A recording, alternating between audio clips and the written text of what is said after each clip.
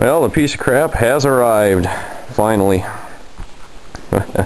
Kind of knew it'd be a piece of crap. She's a little rusty, but you know, I looked it over a little bit, and it ain't too bad.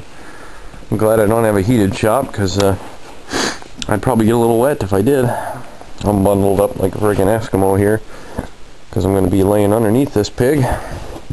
And I basically said throw a clutch in it, don't worry about anything else. So it's got a few issues here and there. I noticed when I was walking by, the muffler's a little shot, I think. Oh yeah, I haven't really looked underneath it too much, but it's a little bit icy. Another good reason that I don't want to heat the shop. Doesn't look too rusty though, so should come apart easy enough. Peeking in the window here, and you know, you got a redneck's truck when you got an empty box of shotgun shells or rifle shells, whatever they are, rifle slugs, shotgun shells, and glitter on the seat. Yeah, that's a redneck's truck right there. But it's just a plow truck. Wants it to last another year, so we'll throw a clutch in it. The redneck wiper system. Well, I suppose I should crawl underneath it and take a look and see what I'm up against here, and start pulling stuff apart. Well, I'm down underneath this thing, and obviously the first thing I think I'm going to do is bust all this ice out of here. Grab a hammer and knock that all loose and get it out of my way. And then I'm just kind of taking a peek at it, and I don't know how well you can see it, but I'm going to have to bust this transfer case loose and take it off after I get the drive shafts off, which all ought to be nice and fun. Never played with a Chevy, but I'll get a nice clear view of it and then start ripping it apart. I think I'm going to take the transfer case off right there, because this thing's about 100 miles long and I'll never be able to get it back in if I don't take the transfer case off. It looks like there's a couple of places you can break this thing apart, but that looks like the best one there, because I'll take the whole unit off and hopefully I won't lose any fluid. Really don't know how these Chevy things work, because I've never worked on one, but we'll bust her loose and we'll see. Take drive shafts off first after I bust the ice, and hopefully it'll all work out right. Well, I'm about 5 minutes into this job, and I haven't even so much as turned a wrench, and I already know it's going to suck, because I went and grabbed my lights so I could crawl under there and show you guys what I'm going to do. And of course, they're both burnt out. Now, one was burnt out for the longest time, but I still had the other one, and I turned it on and just went beep, little flash, and it was done. Now I have replacement lights for this thing somewhere, but I have no idea where. So, you know, I can work in the dark, but I'm sure you guys can't see anything when I film, so starting to suck already. I walked over the other side of the truck to get my lights, and hadn't been over there yet, and I had to laugh at some of the things I saw. One, the big old dent in the side of it, you know, that's funny enough, but I like that. That's awesome. We got one halfway cross threaded on, and another stud busted off. That's a quality truck right there. I just kind of thought that was funny. Rusty rim, shiny rim. Oh well, let's see if I can find that light and get back in business. Alright, well, I found my bulbs, but as soon as I turn on the camera to show you that I found them, the batteries go dead. But anyway, I got this open here. It's pretty simple. It's just a little screw on the back here. You take that off, and then you can get to the bulbs. Now this isn't this one isn't hot, but I'm not gonna touch these. I'm just gonna wedge them in there. Ew. Looks pretty nasty on the ends. I think I'm gonna go ahead and just clean those up while I'm here on both of these.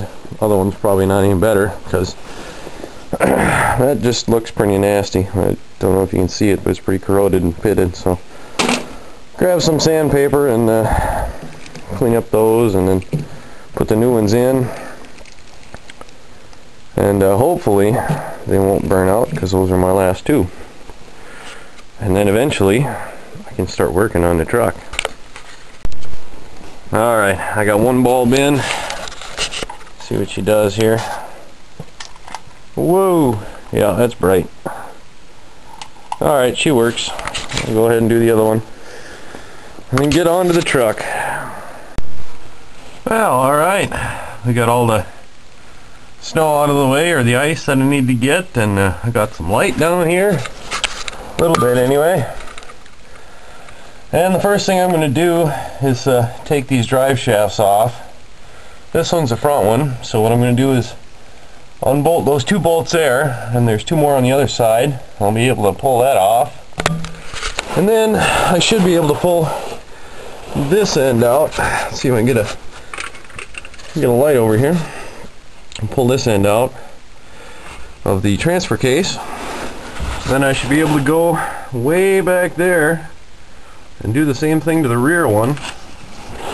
And it looks like I'm gonna have to take the one off way back there, and then loosen this center support here and slide the whole unit back, because I don't see anywhere else where it just unbolts. I don't want to take apart U-joints, you know, so take that out and just slide it out of here and over, out of the way, and that front one I'll just take completely out, and then I'll start removing this skid plate. Oh, lovely. I hate those kind of Torx bolts. Looks like they've been played with too. Haven't even turned a wrench, and I'm already starting to not like this job, but I'll get her done. So I'll take those off, take this off, and then see where to go from there. Alright, I've got the drive shaft loose up there, and basically I just unbolted these little caps, and they were bolted in there around the U-joint, and went ahead and pulled it back. It collapses there, and pulled it away. And now if everything goes good, I should be able to just yank out this other end, which you can't see. Bright in my eyes. But hell, I can't even see it, but it should, you know, it should pull out, I think. I can get both hands on it, turn off this camera, and see what happens. If the gods are smiling down on me, she'll pull out. Well, this is what happens when you don't look at things. I just was hoping it would pull out, but it's of course bolted in, which I didn't see because the light was way down here and you couldn't see nothing. But I got it propped up, so I'll just go ahead and take those bolts out and take this whole drive shaft out of my way, and then work on the back. Well, there we are. Took me forever and a day and then some, but I finally got that front drive shaft loose. Took them bolts out, and then of course it was been on there so long it was rusted on, so it wouldn't come out. So I had to take this shield off with these lovely Torx bolts, T50s. Pieces of freaking garbage, if you ask me. Broke one of my bits. I don't know where I threw it, but I was kind of pissed off and tossed it somewhere. But you know, I don't care what anybody says. You can have 1,000 engineers tell me that they're, you know, great because of whatever, they give more blah blah blah. I don't care. They're piles of shit. They should never be used. And these are going to get replaced by anything else. Anything. I don't care. They could be Phillips head. I'd use them before I'd use those. But that's off now. I got the shield off finally, and well, I had to actually take a long punch.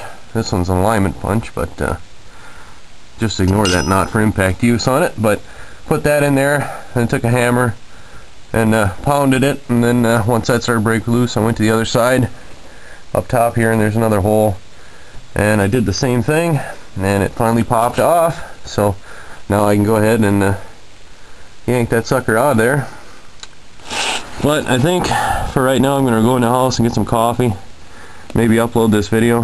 I know I haven't hardly done anything, but you know, it's kind of cold out here, and it's a good excuse for a break. So when I come back, I'll tackle this rear drive shaft, which hopefully will go a little bit easier.